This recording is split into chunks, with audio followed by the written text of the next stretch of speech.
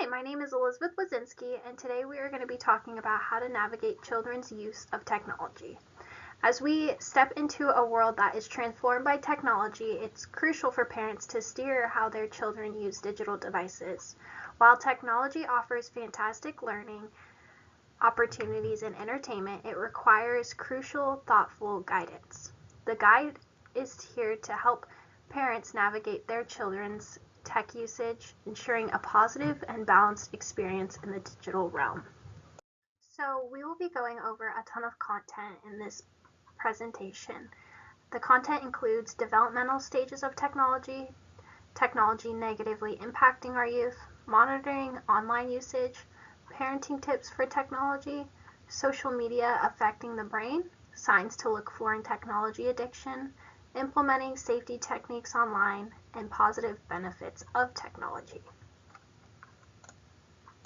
So these are the developmental stages for technology. About early childhood, ages 0 to 5, research states that childhood is a time for children to learn and interact socially. Therefore, technology is not recommended at this stage. Elementary school, about ages 6 to 12, there is supervised exploration, so this is encourage educational use of technology with parental supervision. This is establishing rules, so setting limits on screen time with your kiddo, specifying when and for how long the devices can be used, teaching responsible use, so educating about online safety, respectful communication, and responsible digital citizenship. Middle school, about ages 13 to 15. This is gradual independence, so allowing more independence in technology use while maintaining supervision. Privacy education, so teach the importance of online privacy and appropriate social media behavior. Discussing with your kiddo the online risks that come with technology. So this is addressing potential risks such as cyberbullying, online predators, and the impact of digital footprints. High school, about ages 16 through 18, there's a little bit more independence with guidance. Fostering responsible independence in technology use with periodic check-ins. Critical thinking, so encourage critical thinking about online information and media. Digital literacy emphasizes the development of strong digital literacy skills, including research and information evaluation. Post-high school, this is 18 and up, just preparation for independence, prepare the young adults for responsible technology use in higher education and the workforce. Cybersecurity awareness, just discussing the importance of protecting personal information and recognizing online threats. And a balanced approach, promoting a balanced lifestyle with technology, maintaining face-to-face interactions, and well-being. So what ways can technology negatively impact our youth?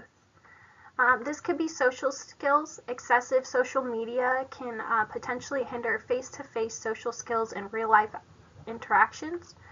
Relationships, this could affect by the way that we communicate and facilitate communication. Social media may contribute to misunderstanding of conflicts in relationships. The ability to focus, constant exposure to information on social media platforms may disrupt one's ability to concentrate and focus on tasks. Dangers of browsing. Mindless browsing can expose users to inappropriate content, misinformation, cyber threats, and posing potential dangers.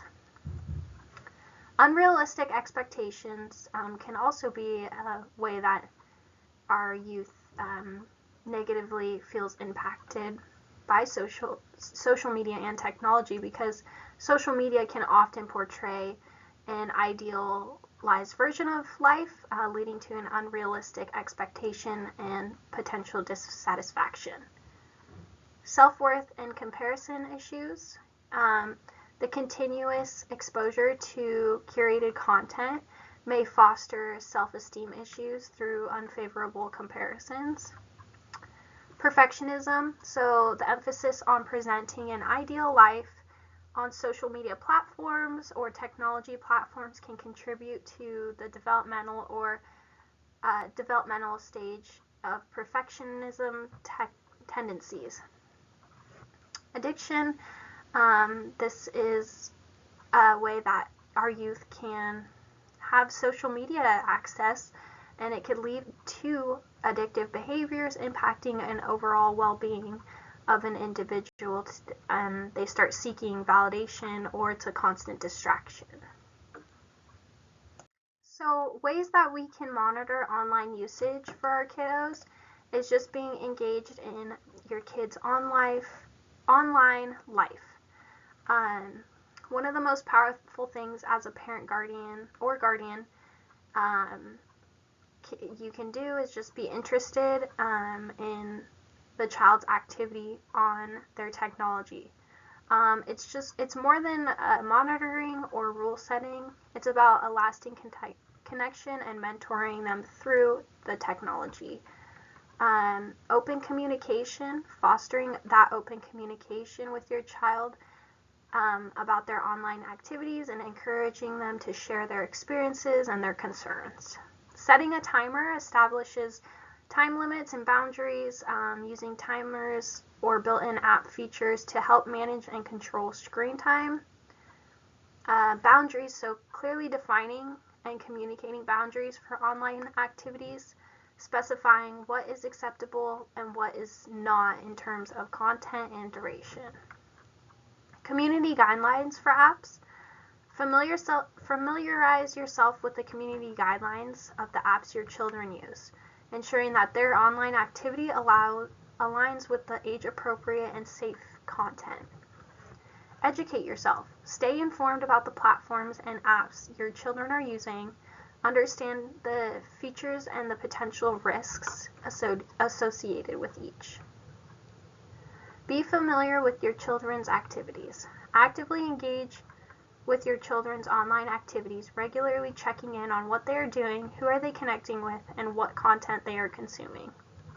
By incorporating these strategies, parents can effectively monitor and guide their kiddo online usage in a responsible and supportive manner. So, how social media affects the brain. Social media and addiction can go hand in hand. Social media can cause addiction, affecting both the physical and psychological aspects. The brain's reward system and chemical messengers significantly influence decisions and feelings. Exposure to rewarding experiences or addictive substances activates specific neurons in dopamine areas within the brain. The activation leads to an increase in dopamine levels in the brain. The brain interprets this increased dopamine as a reward. A positive association is formed between the substance or activity and the feelings of reward. The brain's reward centers are most active during self-expression on social media. Sharing a photo and receiving positive feedback triggers the release of dopamine. Dopamine release reinforces the behavior of using social media. The positive feedback loop perpetuates the habit, creating a cycle of engagement. So here are some signs to look for in technology addiction. The process of the technology addiction. Depression symptoms increase because your brain stops producing the happy chemicals known as dopamine, and soon the only way to feel happy is from social media. Self-esteem decreases because you're constantly comparing yourself to other people. You become socially isolated because you're disconnected from the real world. Work productivity dwindles because your mind is constantly checking elsewhere. You may even break the rules at work just to check your accounts. And that is due to the excessive screen time. So over time, you are using this excessively, and then it becomes that addiction and the compulsivity of social media checking. You begin to assign value to your life based on other people's opinions, and you lose sleep at night thinking about social media or checking your phone for messages. It becomes something that you are craving and wanting, and you tend to neglect real life activities and social connections, and it's just a loss of interest in your daily life. So how to implement safety techniques. Educate about online behavior. So providing your kids guidance on responsible online usage, and emphasizing the importance of respectful communication, your digital footprint, and awareness of potential risks. Using privacy settings, so encouraging your child to review and adjust privacy settings on social media platforms and online accounts to control the information shared and who can access it. By incorporating these practices, individuals can navigate the online world responsibly, and they're maintaining a healthy balance in their digital life. So we talked about kind of the negative things that we can see with technology, but there are some benefits for technology. The learning opportunities, so enhanced learning opportunities. Technology enhances learning by providing diverse and interactive educational resources and catering to various learning styles and preferences. There's expression when we see technology, because technology has had that footprint of allowing for creative expression through multimedia tools and enabling students to showcase what they are expressive about in innovative ways. Connection.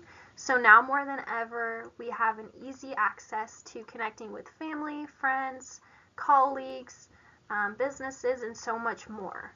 No longer do we need yellow pages. And by being able to have that connection, it facilitates more opportunities for us. So down below are some resources included. Just the Amador County Behavioral Health, Maryville University, they have some great articles on children and technology. Apple as well, they have ways that you can use technology in an appropriate manner. The Common Sense Media, Department of Education, Priceless Parenting, and then Google as well. They all have just information about digital awareness now that it has become so popular. And as well, I put Nexus. If you guys ever need anything, you can reach out to our business, Nexus Youth and Family Services.